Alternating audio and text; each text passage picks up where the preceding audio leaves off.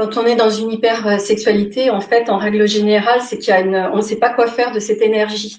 Et cette énergie, au lieu de la faire monter, ce qu'on apprend avec notamment des techniques de Kundalini Yoga ou des respirations spécifiques, des pranayamas spécifiques, en fait, quand on ne sait pas quoi en faire, cette énergie, c'est comme si c'était une patate chaude.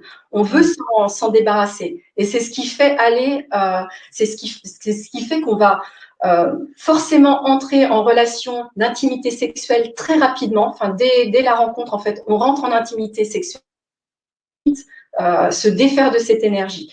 Mais en fait, l'énergie de vie, l'énergie de la sexualité, c'est l'énergie de la créativité aussi.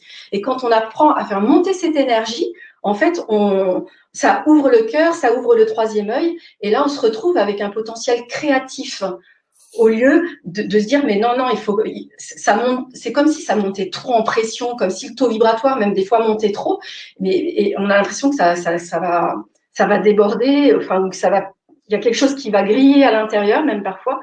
Et le premier réflexe, c'est un réflexe de je me défais de mon énergie.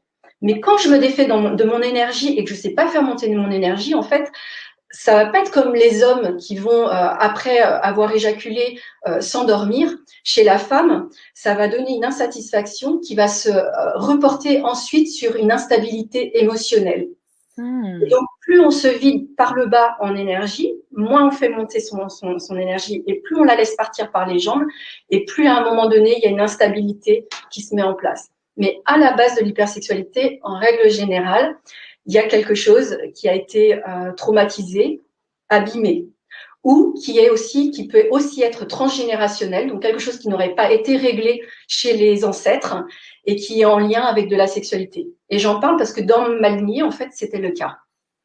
Et d'aller guérir mon arrière-grand-mère maternelle, en fait, m'a offert de la liberté à pouvoir être dans mes choix et non plus agi par mes énergies sexuelles.